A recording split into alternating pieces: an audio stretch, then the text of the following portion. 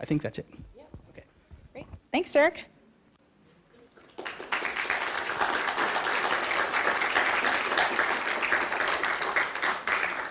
Okay. And next up, we have Chantal, Theijn, talking to us about bats in rehab.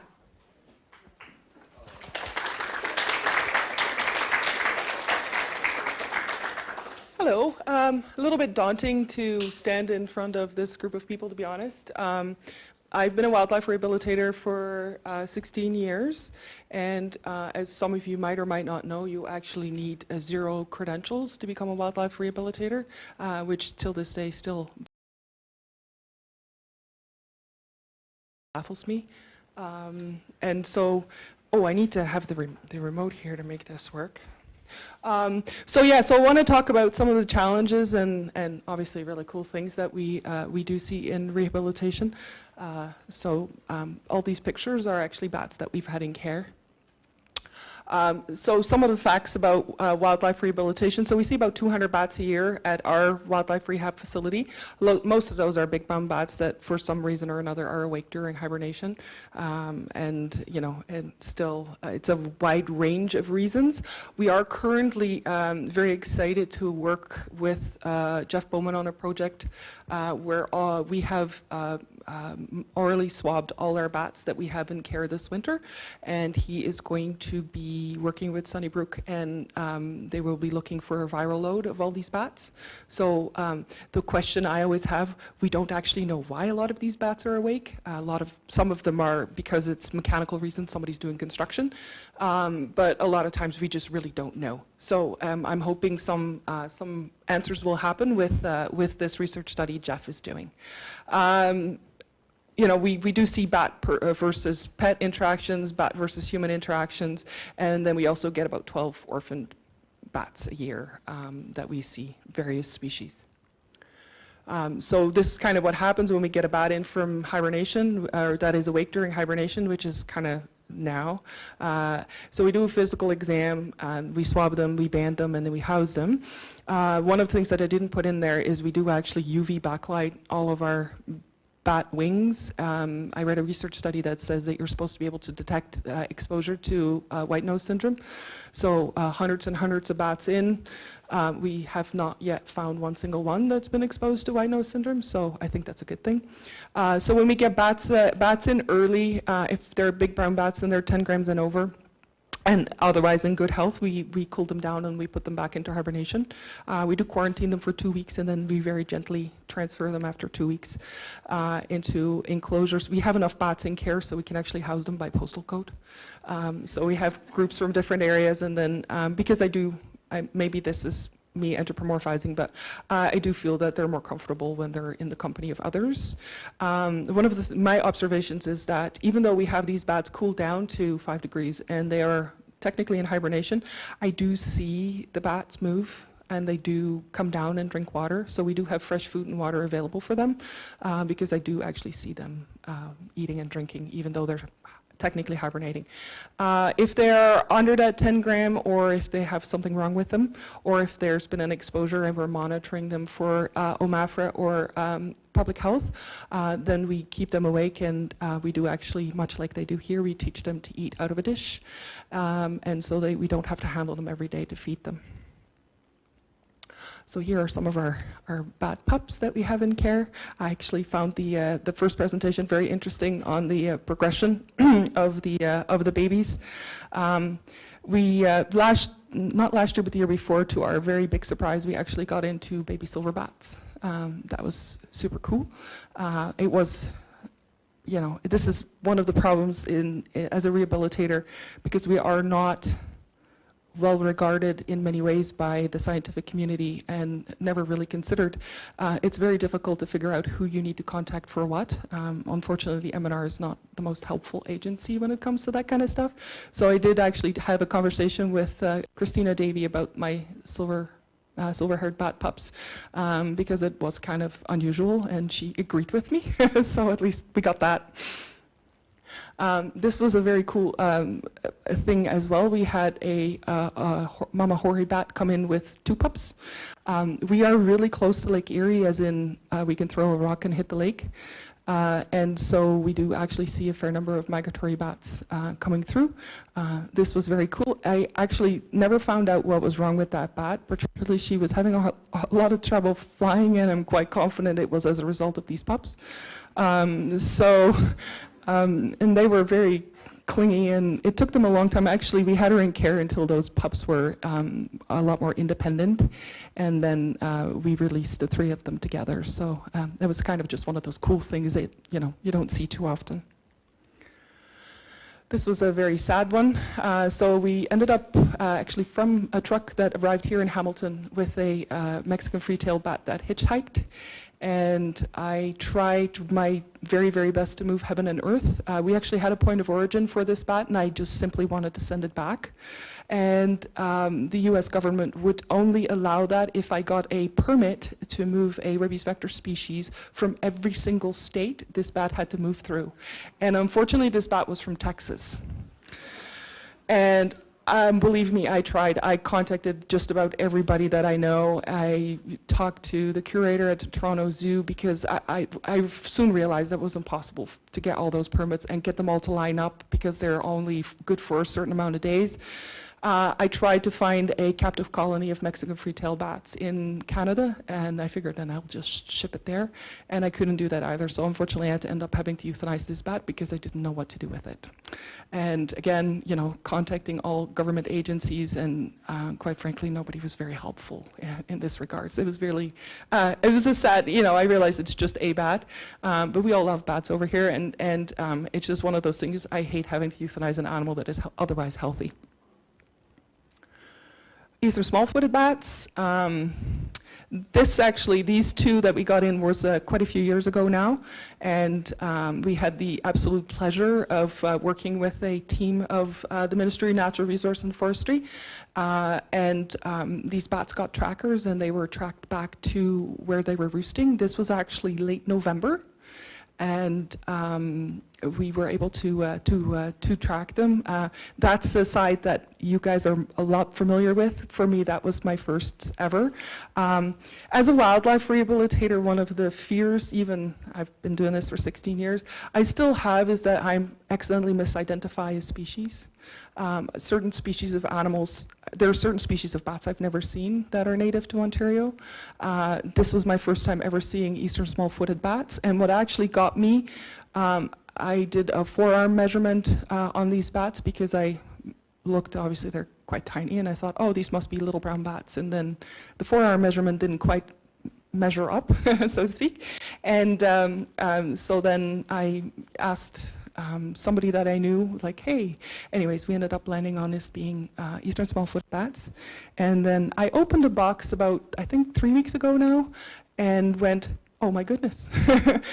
So in the middle of winter, we ended up with an eastern small-footed bat, and the eastern small-footed bat was actually from downtown Kitchener, which is quite unusual for the species. I learned, and I made the same mistake. I assumed it was a little brown bat. I did a forearm measurement and went, oh my goodness, it's just outside the range of it being a small or little brown bat. I should make sure that I verify this. So Christy, I think she stepped out. Christy was very helpful and helped me identify this as an eastern small-footed bat. Unfortunately, the one that I got in 3 weeks ago didn't make it.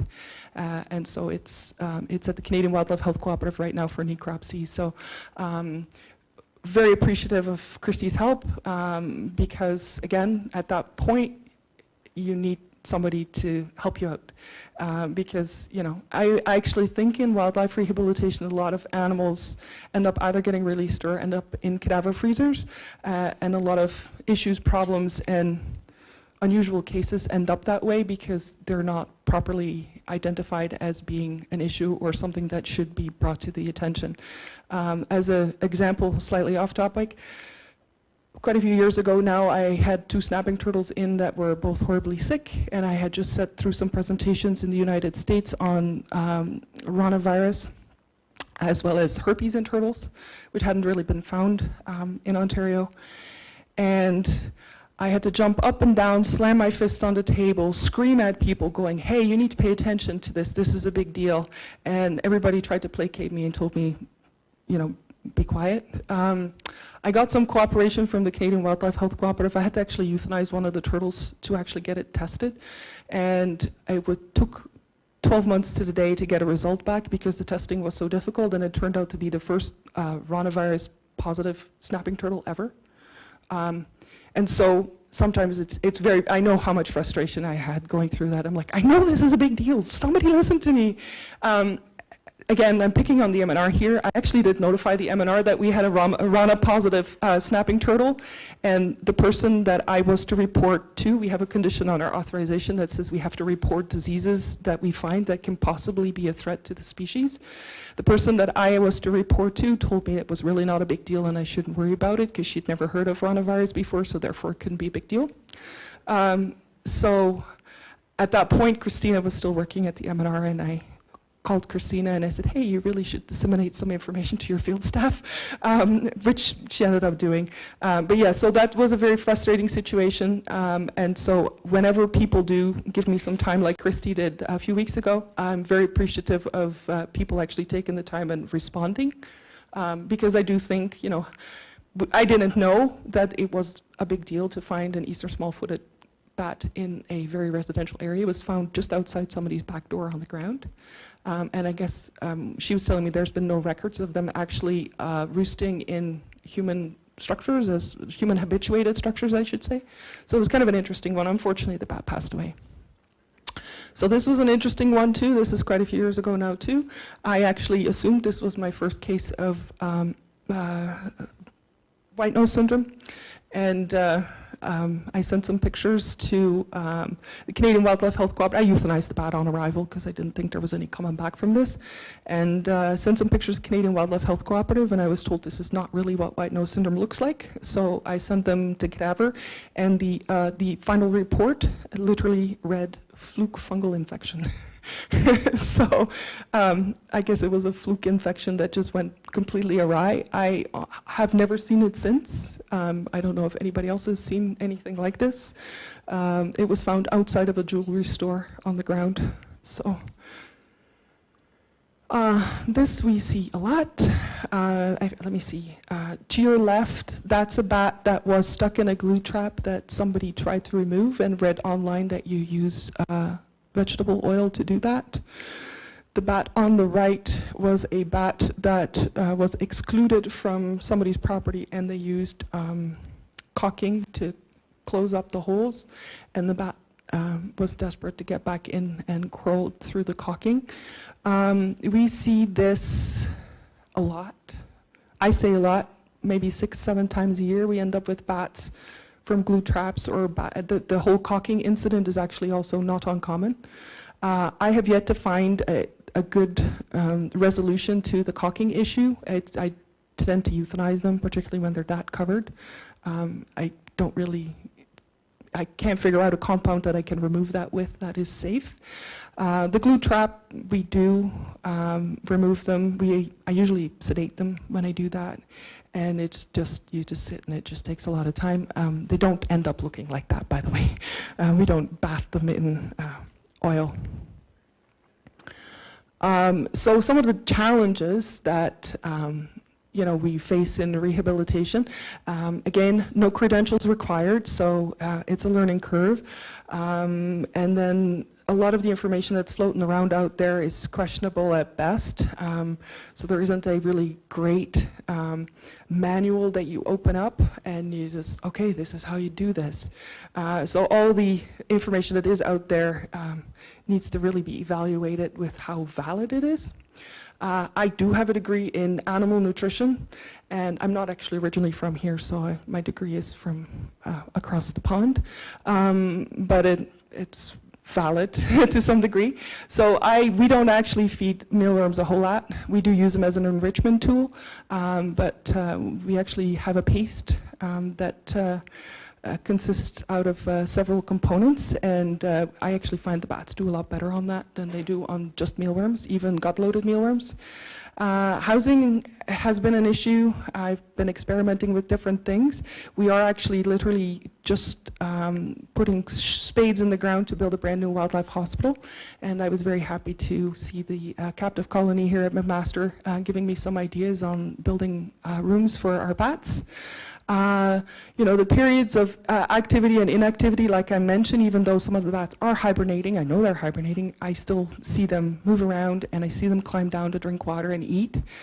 So that always raises some questions for me. And then when to release, our scientific method is when we see bugs and bats. We live in a wetland.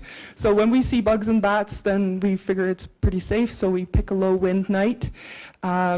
Technically, on our one of the conditions on our authorization is that we need permission from the property owner to release, which generally results in us releasing them standing on the road. It's a bat, it flies, it'll go where it goes. Most people aren't really happy when you show up at their door with a bat, so it's just, as long as it's within a kilometer, generally, like literally, we just stand outside somebody's door because it's after dark, so nobody really notices. It's much easier to release bats than it is to release coyotes in downtown Toronto, believe me. Which we also do, also in the middle of the night. And then, you know, which species are here and when. In the 16 years that I've been a wildlife rehabilitator, we went from almost no data available to a lot more research being done. And what people were thinking about bats and presence has really changed over those years. And, you know, as in, there's been occurrences of silver-haired bats overwintering here, which was never believed that they did. Lots of new data available, which is really kind of cool. And then I added, this is my last slide. Some considerations, being that we have a room full of really smart people. We banned all our bats, but there is no way to register those bans. If we look at our bird bans that are issued to us by the banding office, that the model exists. Can we please do something like this for bats? Can we please do it on an international level, because we do ban our migratory bats as well? We, as wildlife rehabilitators, need better lab access for disease monitoring. As it stands right now, we only have the Canadian Wildlife Health Cooperative, which will only work with dead. And it really blows when the animal is alive, and the labs tell you they can't either be bothered or they're not able to test your samples. We need better cooperation within our community, which is why I'm standing here today. And please share data. If I don't know who's doing research on what or what research has been done, you know, I'm missing out on opportunities, which is really kind of problematic. And so, you know, if you're doing research that is relevant, please, you know, don't forget about the wildlife rehabilitators. We are the boots on the ground. We work with bats on a daily basis, and we do need to know. And with that, I will take questions if I have time. Otherwise, I won't.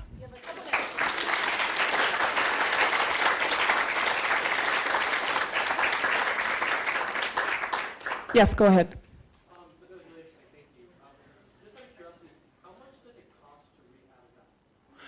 Depends on what's going on with the bat. So, how much does it cost to rehab a bat? It really depends. If they're injured, it's more cost. Cost more money. If they're overwintering a bat, depending if we get the bats in November till release, I'm going to say it's probably about $50 a bat, give or take, and that's mostly just, we don't count labor because wildlife rehabilitators aren't paid. They're also not funded, so we never count our own time. So that's just sort of cost of material. Yes.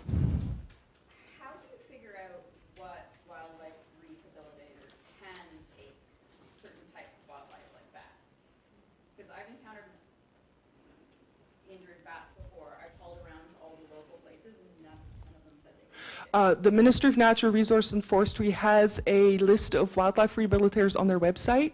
Behind each wildlife rehabilitators, it says what species they can legally handle. So we need to have an authorization for each species group. So bats would fall under rabies vector species. So any wildlife rehabilitator that can handle RVS can legally take in bats. Go ahead. I was just wondering, where is your location? Nanticoke. Okay, thank you. Yeah. Sorry about It's Hobart Stay Wildlife Refuge.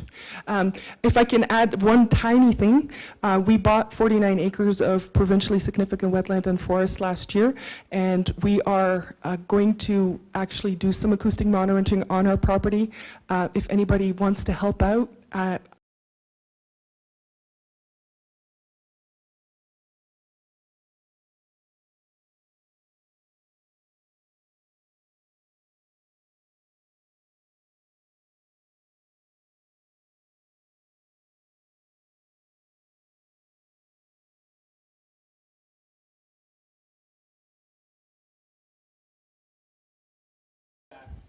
How, I mean, it seems like you've been successful at getting them to self-feed, or do you have to always hand feed them? no, we just, can we get migratory bats to self-feed? We can usually get them to self-feed, yeah. If they're injured and they're in pain, then they get hand-fed because there's really not that interested, but they also need to be medicated at that point. When they're not too bad, then they'll self-feed. They just come down and they eat.